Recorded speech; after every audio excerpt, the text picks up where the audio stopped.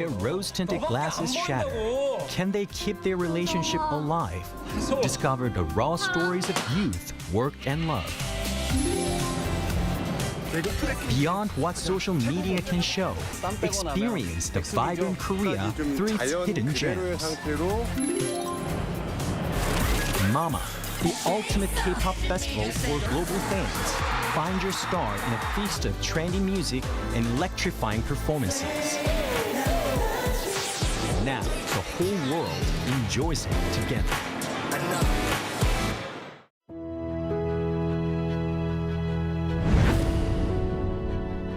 The moment we wear it, our spirits lift.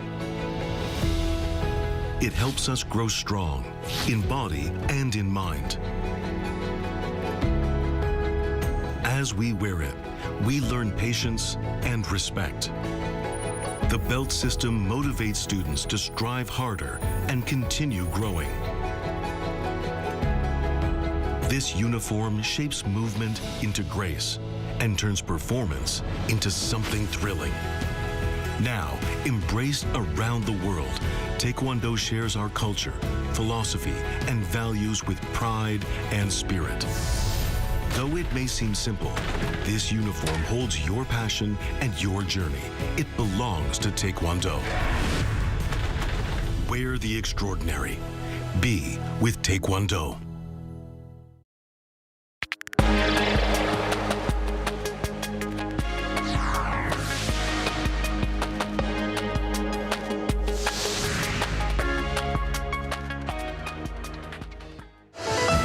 U.S. President Donald Trump says Washington is negotiating with Iran directly and indirectly, and that expects a deal soon. He also raised the idea of American forces seizing Iran's Kharg Island, its main oil terminal in the Persian Gulf. Meanwhile, Iran warned that any U.S. ground invasion will be met with severe retaliation. Global oil prices have spiked, with the price of Brent crude climbing above $115 a barrel. This comes after Iran-backed Houthis rebels in Yemen joined the conflict by striking Israel over the weekend, and Iran threatened to expand retaliatory strikes.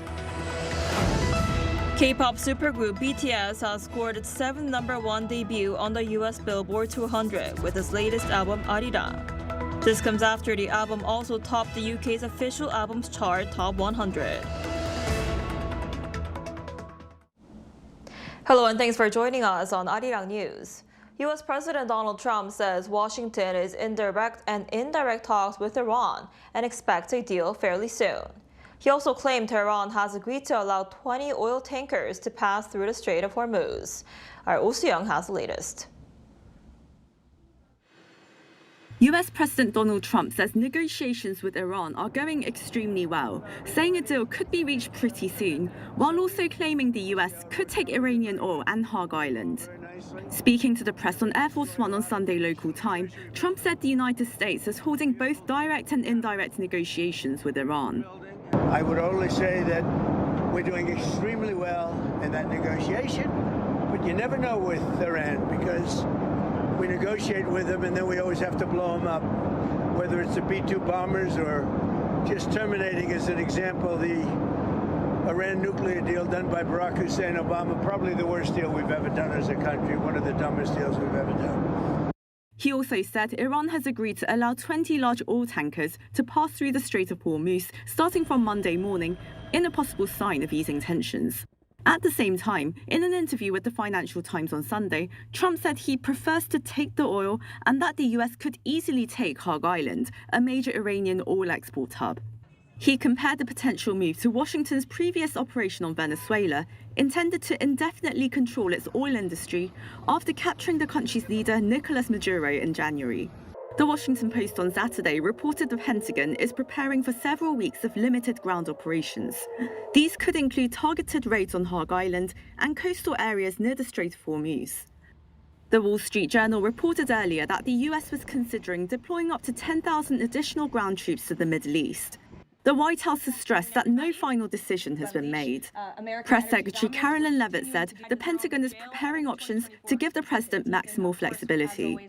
Iran has issued strong warnings in response. Parliament Speaker Mohammed Bagher Kalibaf says Sunday that any US ground invasion would be met with severe retaliation. At the same time, diplomatic efforts are underway. Pakistan says it will soon host talks between the United States and Iran aimed at ending the fighting, with Deputy Prime Minister and Foreign Minister Ishaq Dar announcing the plan after a four-nation meeting with Saudi Arabia, Turkey and Egypt. Dar said both Washington and Tehran have expressed trust in Pakistan and that meaningful negotiations could take place within days. No official confirmation has come from either side. Oh Soo-young, Arirang News. Global oil prices have jumped again, with Brent crude surpassing $115 per barrel as conflict in the Middle East escalated.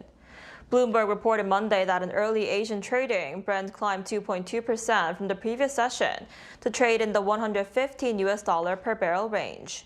U.S. West Texas Intermediate also rose, staying just above $100 per barrel. Meanwhile, futures for the three major U.S. indexes slipped down about 0.5%. This follows an attack on Israel by the Iran-backed Houthis in Yemen on Saturday, marking their first direct involvement since the conflict began. Fears are growing that tensions could spread to the Red Sea, a key route for over 10% of global oil shipments. And as the conflict in the Middle East continues, Prime Minister Kim Min-seok says preventing disruptions to the supply of everyday essentials will be one of the government's top priorities. Speaking at the first emergency economic headquarters meeting on Sunday, Kim instructed relevant ministries to closely monitor supply conditions and come up with response measures. Concerns are rising over possible supply shortages of goods made from naphtha, such as plastic bags, as the closure of the Strait of Hormuz continues to hamper energy and raw material flows. To secure domestic supply, the government has already imposed a 5-month ban on naphtha exports. Over the weekend, North Korean leader Kim Jong-un inspected a new, more powerful missile engine for ICBMs, hinting at the regime developing multiple warhead capabilities. Our Kim Bo-kyung tells us more. North Korean leader Kim Jong-un has overseen a ground test of a high-thrust solid-fuel engine made with carbon fiber composite materials. The exact date of the test has not been unveiled, but according to the Korean Central News Agency on Sunday, the newly upgraded engine has a maximum thrust of 2,500 kilonewtons. The test was part of a 5-year National Defense Development Plan aimed at advancing strategic strike means, and Kim was quoted as saying that the regime's defense capabilities had entered a significant phase of change in building strategic forces. Pyongyang previously conducted a final ground jet test of a carbon fiber solid fuel engine in September last year, where the maximum thrust was known to be 1,971 kilonewtons. The latest test showed an increase of around 26%, enough to lift an object weighing about 255 tons into the air. An increase in an engine's maximum thrust usually means a longer range for intercontinental ballistic missiles. However, as North Korea is already believed to possess ICBMs capable of reaching the U.S. mainland, many experts say the regime's efforts to continuously boost engine output may be to develop multiple warhead ICBMs, which are more difficult to intercept. The new engine is likely to be mounted on the Hwasong-20, which North Korea has said it is developing. Experts say this could be a message to the U.S., showing that North Korea is different from Iran and can strike the U.S. mainland. Kim also inspected a test to assess the performance of new main battle tanks at a facility of the Academy of Defense Sciences and reviewed training exercises of Special Operations Forces under the Operations Bureau of the General Staff of the Korean People's Army. Kim Bo-kyung, Arirang News.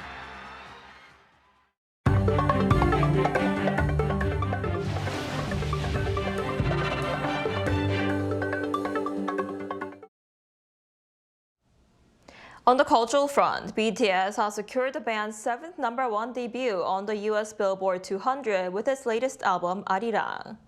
According to Billboard on Sunday, their first full group release in 3 years and 9 months debuted at the top of the chart for the week of April 4th. The Billboard 200 ranks the most popular albums in the United States based on combined metrics, including physical sales, streaming, and track equivalent units. The milestone further extends BTS' record with 7 #1 debuts. Arirang also topped the UK's official albums chart top 100, while its lead single Swim debuted at #2 on the official singles chart top 100. And as BTS's latest album Arirang continues its global momentum, our culture correspondent Park Geon-woo spoke with one of its songwriters to hear his thoughts on the massive global response and more. Behind BTS's long-awaited return lies a year-long global collaboration project. The members spent the past year refining the project, including holding a song camp in LA for months, enabling collaborations with global songwriters. That's how much of the album's credits go to overseas producers, featuring renowned names such as multiple Grammy-winning producer Diplo, alongside emerging talents like James Essien. So, how do you feel about this massive global response going on right now for your latest tracks, and did you expect this to happen? This is actually crazy. I've never done anything like this.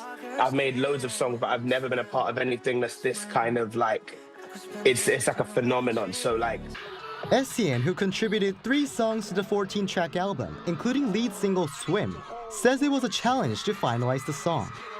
It's how do we do something that everybody that's come up with them from the beginning of their journey is gonna still relate to?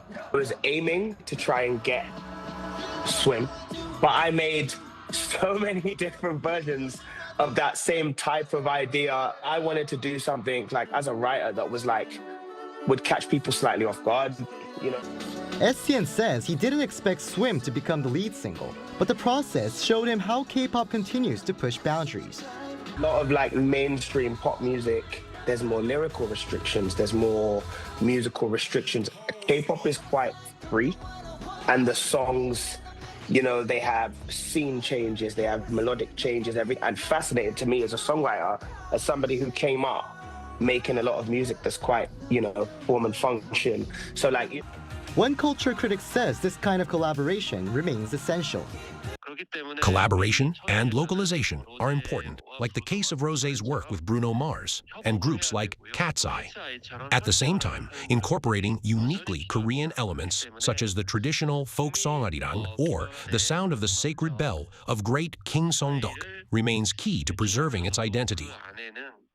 The critic added that this balance between global appeal and local identity will be key to sustaining K-pop's momentum. Park Geon-woo, Arirang News. 7 out of 10 foreigners have a favorable view toward Hallyu, or the Korean wave. According to the 2026 Overseas Hallyu Survey released Monday by the Culture Ministry, around 70% of respondents expressed positive views of Korean cultural content. More than 27,000 people across 30 countries were surveyed. The Philippines, India, and Indonesia ranked highest in overall favorability, while K-content's popularity also rose sharply in Western countries, including the UK and Spain. When asked what comes to mind about Korea, K-pop ranked first for the 9th consecutive year, followed by Korean food and dramas. The cherry blossom season is underway across South Korea, starting the southern part of the country, drawing crowds eager to catch the first signs of spring. Our Cho Young-eun was at a cherry blossom festival in Jinhae and files his report. Spring has officially arrived as streets lined with cherry blossoms welcome visitors to Jinhae-gu district in the southern coastal city of Changwon. Although it's just the first day, crowds have been arriving since early afternoon, filling the streets and gathering beneath rows of cherry blossoms as they begin to bloom. Many people stop to take photos and soak in the soft pink scenery that signals the arrival of spring. Running through April 5th, the Jinhae Gunhangje Festival marks the full arrival of spring nationwide, with cherry blossoms expected to reach peak bloom throughout the week. Now that the weather has warmed up, the flowers seem to be in fuller bloom. I came last year too, but it feels like there are more cherry blossoms this time, and more people as well. Some visitors have even traveled all the way to Korea specifically to experience this festival, eager to take in the cherry blossoms at their peak. I have lovely Korean students, so they told me to come to Korea. And when I got here, one of my coworkers told me about this festival. Now in its 64th year, this festival features a wide range of events, with the city anticipating about 3.5 million visitors. The festival has prepared various booths for people to stay longer and really get the most out of the experience. The space also features a seated food zone, allowing people to enjoy the local street food while surrounded by the cherry blossoms. Well, we just wanted to come and see the event, and we heard it's very popular. Definitely the food, the donuts. We had some Korean roasted pork. It was so delicious with the onions and peppers, with the kimchi. From daytime strolls to nighttime attractions and performances, the festival offers a full experience for visitors of all ages. Among the highlights is the Victory Parade, along with the Military Band and Honor Guard Festival, which reflects the city's naval heritage and adds a ceremonial flair to the celebration. Moreover, the Cherry Blossom Music Festival, now in its second year, would run from April 3rd to 5th, adding to the festive atmosphere. 조영은, Arirang News, Jinhae. Korean seaweed, long a staple in Korean cuisine, is now emerging as a key ingredient for future food supply. In Wando County, Jeollanam-do Province, widely known for its seaweed, an event is set to kick off in May, offering a preview of the vision for a main expo on seaweed scheduled for 2028. Our Kim So-young reports. Wando County, recognized as a UNESCO Biosphere Reserve, is home to a wide variety of Korean seaweed. The Wando Seaweed Pre-expo will be held here in May. Residents recently gathered together to show their commitment to successfully hosting the expo and showcasing the full scope of the seaweed industry. We, the 50,000 residents of Wando County, are united in our commitment to the successful hosting of the 2026 Pre-expo.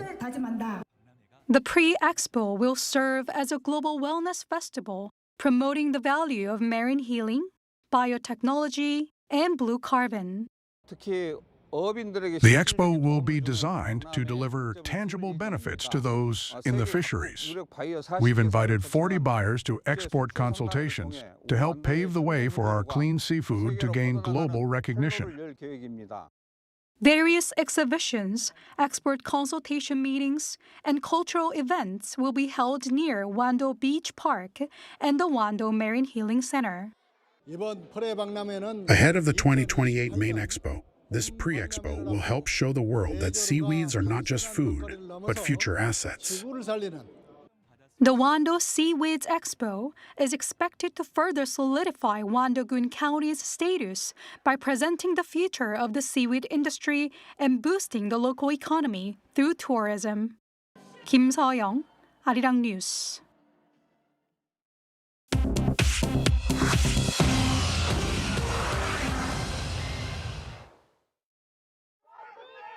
This is The World Now, bringing you everything you need to know from around the globe. Millions of Americans took to the streets on Saturday in so-called No Kings rallies. More than 3,200 anti-Trump demonstrations were held with protests in all 50 states. The protesters criticized Trump's deportation crackdowns, the war in Iran, and what they called a dangerous drift toward authoritarianism. In New York, tens of thousands packed more than 10 city blocks in Midtown Manhattan. In Dallas, clashes with counter-protesters led to arrests. In Los Angeles, federal authorities deployed tear gas after crowds surrounded a federal building. A poll by Reuters and Ipsos suggests Trump's approval rating has fallen to 36%, the lowest since Trump's return to the White House. A Manhattan federal court on Friday accepted Bank of America's agreement to pay $72.5 million to women who accused the bank of enabling Jeffrey Epstein's sexual abuse. Plaintiffs allege the bank ignored suspicious transactions tied to Epstein, choosing profit over victim protection. Bank of America denied wrongdoing but called the settlement the right path forward. Other banks made similar payments in 2023, with JP Morgan settling for $290 million and Deutsche Bank for $75 million. A hearing to consider final approval is scheduled for Thursday. Nepali police on Saturday arrested former Prime Minister KP Sharma Oli over deaths that occurred in last September's protests. The police are investigating whether Nepal's former leader was negligent in failing to prevent the deaths of 76 people during the Gen Z-led anti-corruption protests that forced his resignation. Former Home Minister Ramesh Klekak was also arrested on the same grounds. Oli's supporters immediately took to the streets, clashing with police who used tear gas and batons to break up the crowds. The arrest came one day after rapper-turned-politician Bulendra Shah was sworn in as Nepal's new prime minister following a landslide election victory. Thieves last week stole more than 400,000 KitKat chocolate bars after hijacking the truck transporting them from central Italy to Poland. Swiss food giant Nestle confirmed Saturday the vehicle and the 12 tons of chocolate bars remain unaccounted for. Nestle said, "We appreciate the criminals' exceptional taste, but each bar carries a traceable batch code, and anyone scanning a stolen bar will receive instructions to contact the company directly." Chu Ji-han, Arirang News.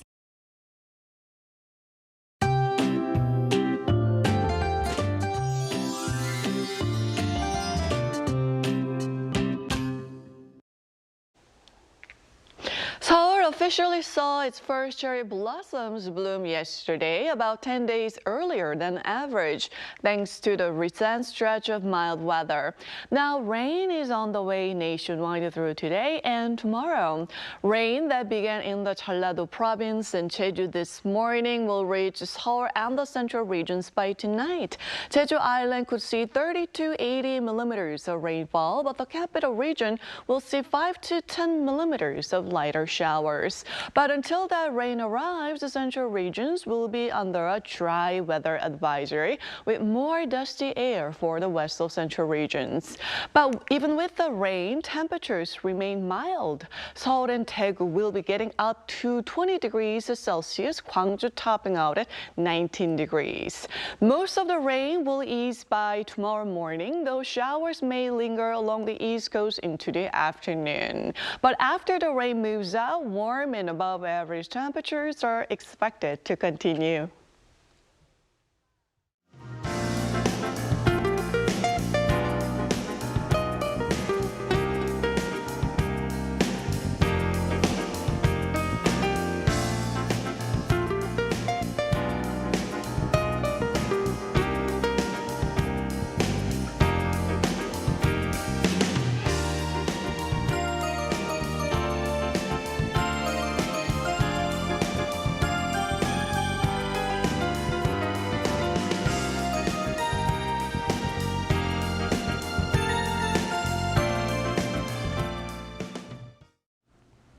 That's all we have for today's noon edition of Arirang News. Thank you for watching. We'll be back at 5 p.m. Korean time. Stay tuned.